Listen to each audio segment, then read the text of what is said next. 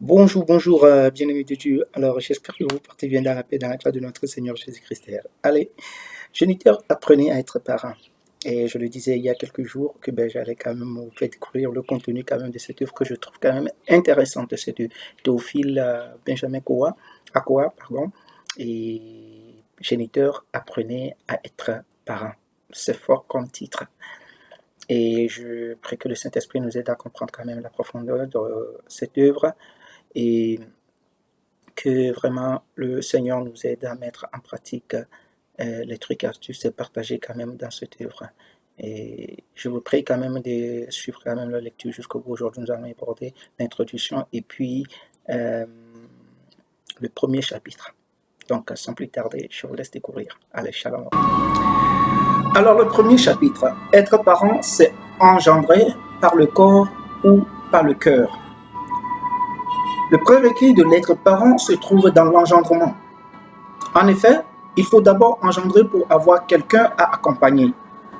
Ici, certains pourraient se poser la question de savoir si ceux et celles qui ne sont pas géniteurs n'ont pas droit d'être aussi parents. Question légitime qui peut rapidement trouver sa réponse dans la conviction qu'il y a plusieurs sortes d'engendrement. L'engendrement du corps qui passe par l'accouchement biologique de l'enfant et l'engendrement du cœur qui passe par l'adoption de tout enfant, qu'on soit marié ou pas marié, prêtre, religieux ou religieuse. Qu'on soit dans un registre ou dans l'autre, il y a des points communs. Engendrer, c'est d'abord penser à l'enfant, c'est ensuite le désirer ou le vouloir, c'est enfin le recevoir. Ces divers aspects sont très importants et constituent les fondements sur lesquels on peut bâtir tout édifice d'humanisation. Je l'ai dit, d'autant que mon expérience d'accompagnateur m'a projeté devant plusieurs cas de figure. Il y a des couples qui n'ont jamais désiré tel enfant en un tel moment de leur vie. Il y en a d'autres pour qui l'avènement de l'enfant est toujours et partout une bonne nouvelle. Dans ce deuxième cas, l'engendrement est plénier en ce sens que les couples ont voulu l'enfant et ont vu leur désir comblé. Tout devient plus facile par la suite. Mais dans le premier cas, celui des couples non désireux d'enfants, tout devient compliqué du moment que l'enfant n'est pas bienvenu. Ce n'est pas un enfant d'accomplissement, mais un intrus et un gêneur. C'est l'enfant gêne. Lui-même le sait pour avoir entendu les réflexions de ses géniteurs depuis le ventre de sa mère.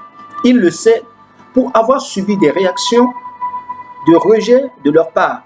Il le sait aussi à partir de l'ambiance délétère qu'il a trouvée au cœur du foyer. Quand les géniteurs sont dans cette perspective de rejet psychologique, il n'y a pas de véritable engendrement. Le corps y est, mais pas le cœur. Cependant, on peut avoir le cœur sans le corps. C'est le cas de ceux qui adoptent l'enfant. C'est une tâche noble. Il faut l'accepter comme tel et les en remercier. Mais pour ce qui concerne les géniteurs biologiques, il faut souhaiter que les deux dimensions soient présentes. C'est l'a priori favorable pour un bon accompagnement de l'enfant. Il faut ajouter ici que l'engendrement de l'enfant par le corps et par le cœur n'est qu'un commencement dans la mission de tout parent. Il faut encore l'engendrer à la vie à des hommes et à la vie de Dieu. C'est ici que tout devient déterminant et plus entreprenant. C'est d'autant plus déterminant qu'il y a un récit qui en donne l'illustration. On raconte qu'une femme donna naissance à des jumeaux. Un mois plus tard, elle mourut. Pour l'accompagnement éducatif, l'un des enfants fut confié à une autre maman humaine et l'autre à une maman louve.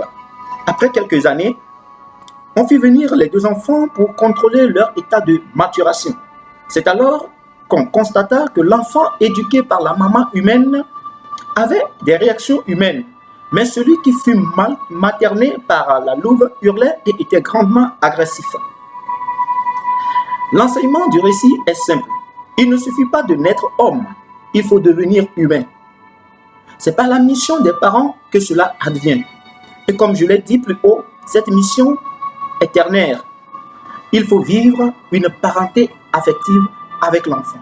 Il faut le parrainer sur les chemins de la vie et de parer comme les dangers de la vie. C'est la fin du premier chapitre. Merci.